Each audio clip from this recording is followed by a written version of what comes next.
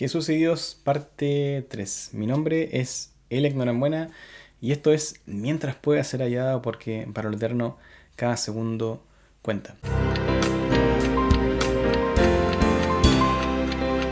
Antes de comenzar, si disfrutas del contenido, dale me gusta, suscríbete y activa la campanita para enterarte tan pronto suba nuevos videos.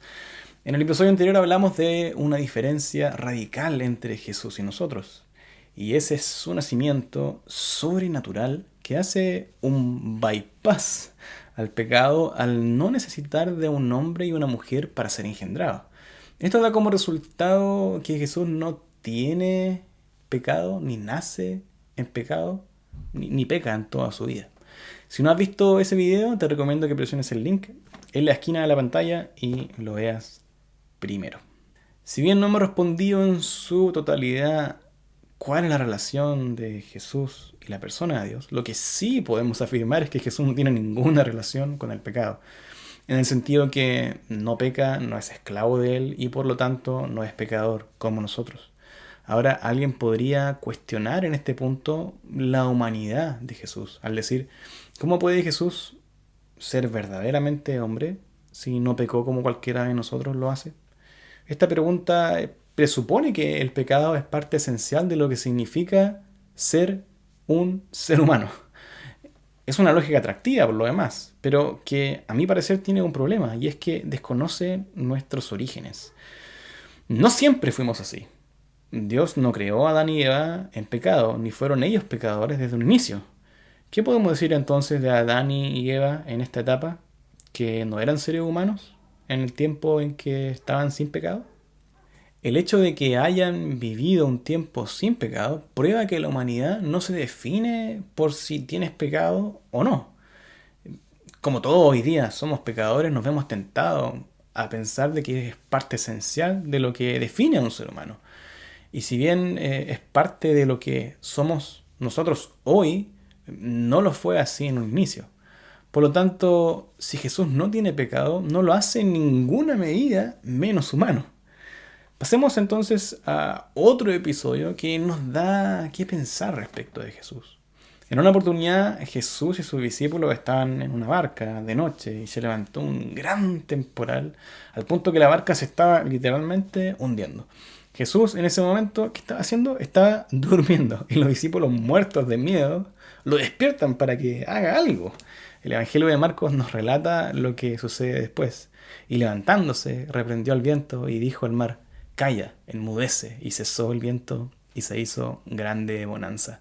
¿Te puedes imaginar esta escena? Jesús le da la orden al viento y al mar de que se callen, de que se enmudezcan y le hacen caso. Esto es algo que jamás había ocurrido antes.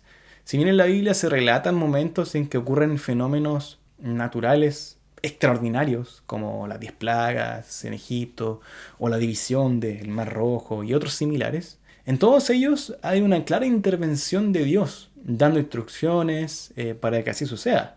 El caso de Jesús es completamente distinto del punto de vista que Él no está orando a Dios pidiéndole que haga cesar la tormenta, sino que Él mismo con su propia autoridad ordena que la tormenta cese y cesa.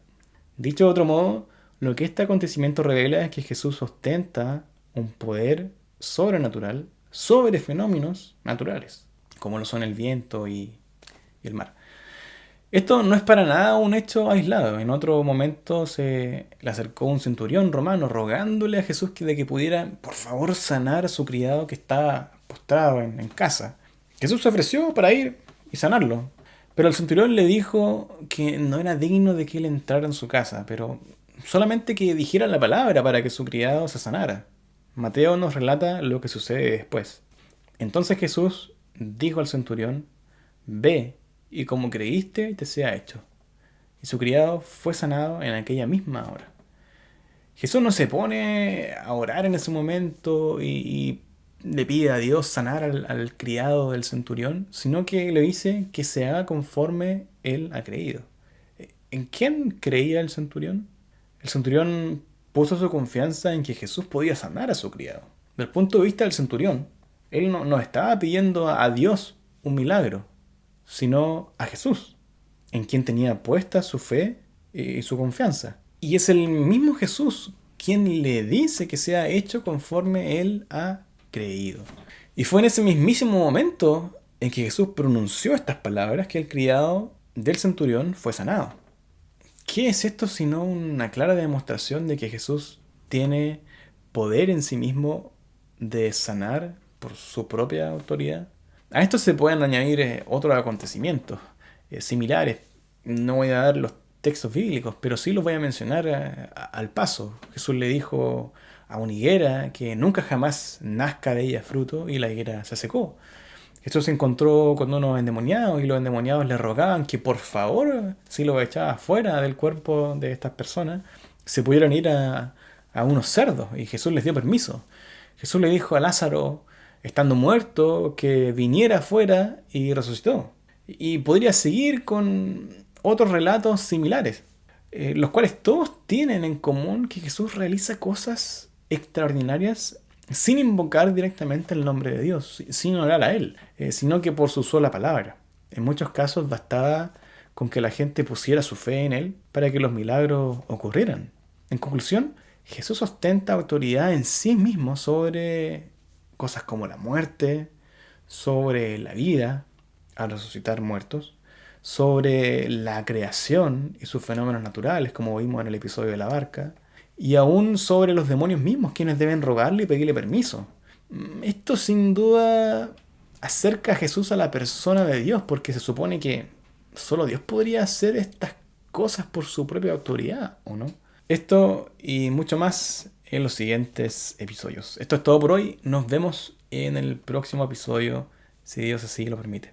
Busca al Señor mientras pueda ser hallado.